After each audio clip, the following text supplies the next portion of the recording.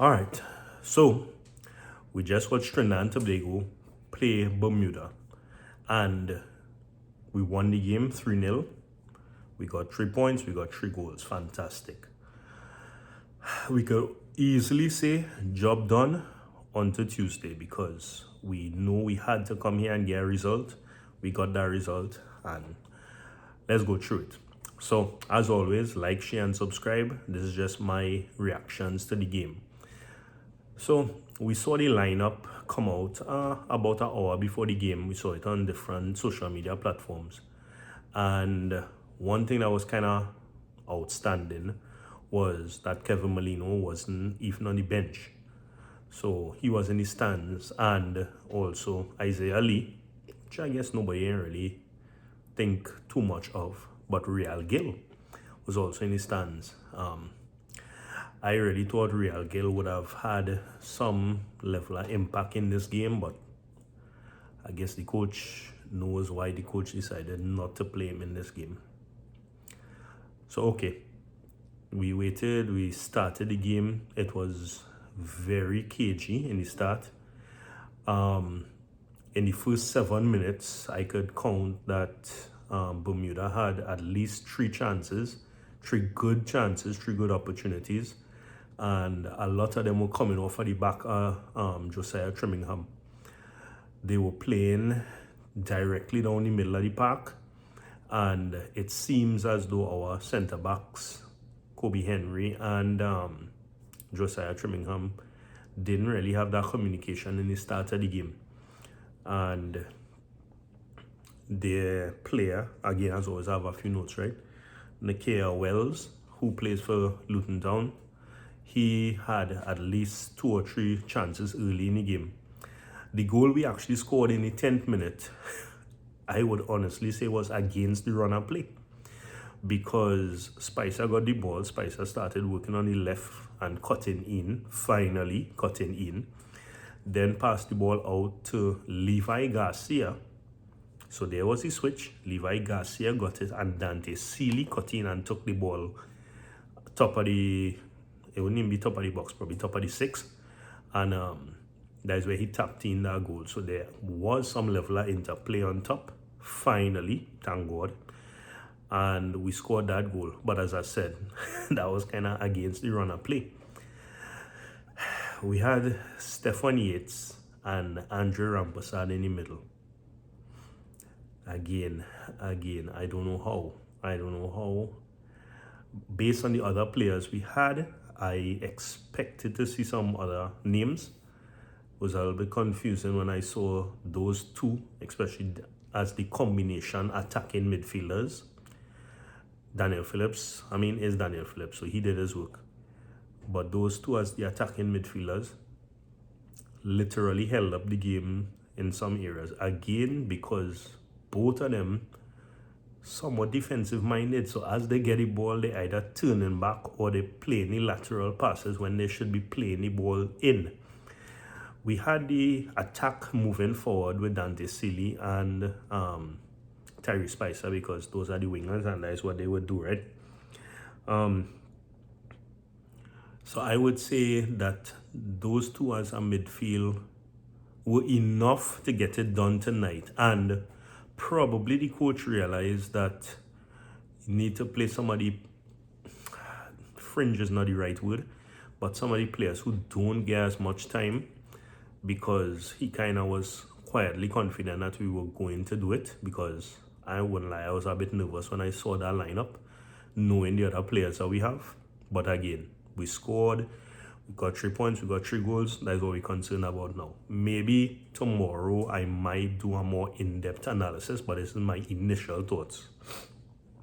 So then Spicer came and scored in the 30th minute. Again, collecting a ball, running past players, left one defender for dead, went around the goalkeeper, and he scored. So we went in at the half at 2-0, and I wrote here, our attack line is doing enough, but this game has been anything but comfortable, because even within that time when we were up 2-0, Bermuda was still making chances and coming straight down the middle. whether it be in the midfield or whether it be between the two centre backs, which is something we definitely need to work on and to figure out. But that being said, we went in 2-0. We came out, we continued with the same lineup, and in the 49th minute, we got a free kick because one of their defenders keep pulling down Levi as Levi touched the ball at the start of the second half. So after the second time, we had a free kick that was in a good position. We all knew Dante Sealy was going to take it because Dante Sealy has been in some tremendous form, especially when it comes to taking free kicks. Typically, he would take it a little bit more on the left-hand side, but this one was kind of to the right, but he went ahead and he took it.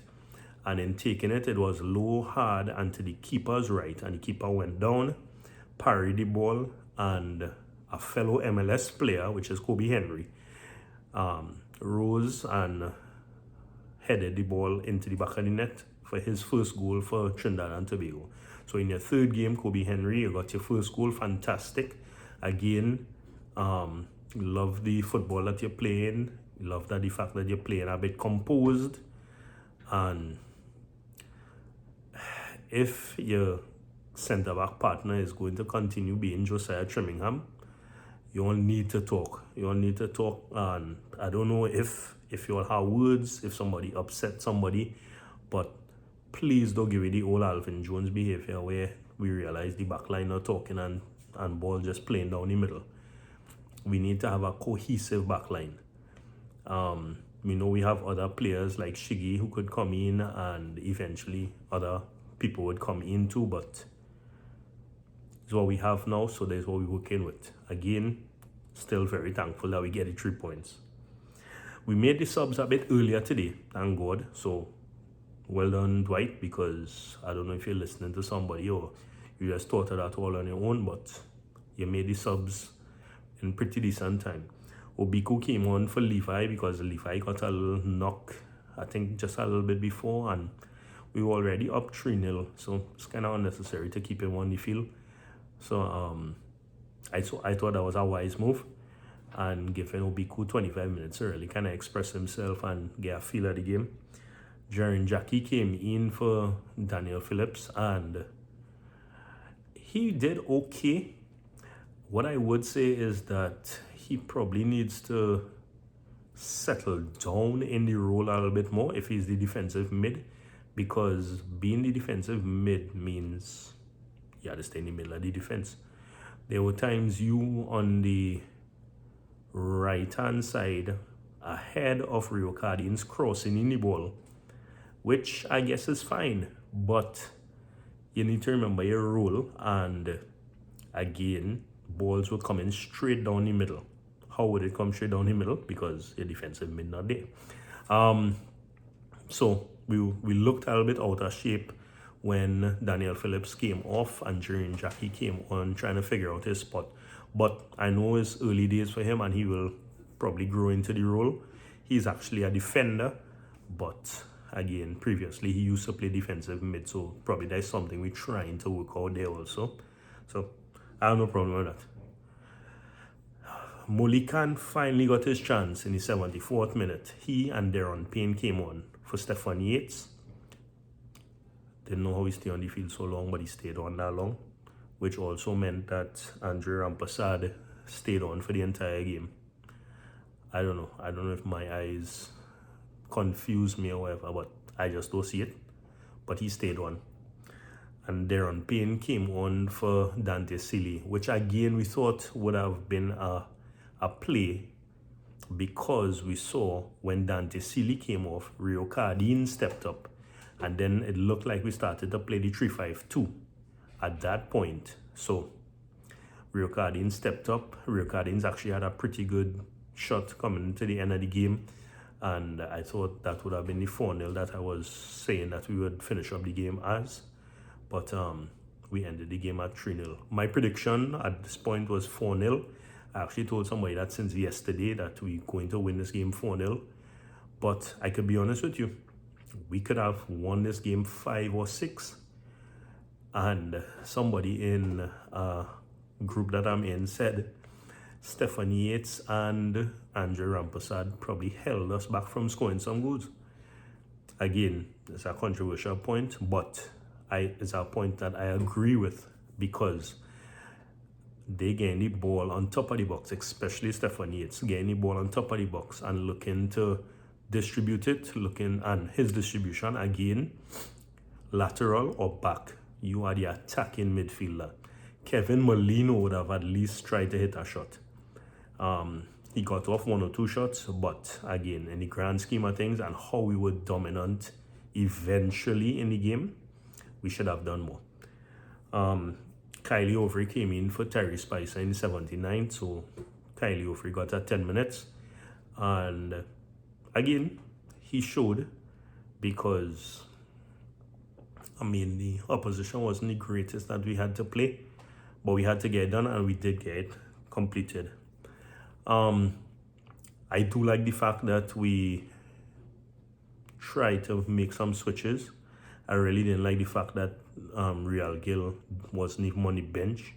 I don't know exactly what happened there, if he got a knock or if something happened, but I definitely feel he should have at least been on the bench. And I would have really loved to see him come on and play, probably instead of Kylie Overy, to be quite honest. So these are my initial reactions. These are my initial thoughts. Well done, team. This now puts us in the mix, back in the mix. We now have 4 points in 3 games.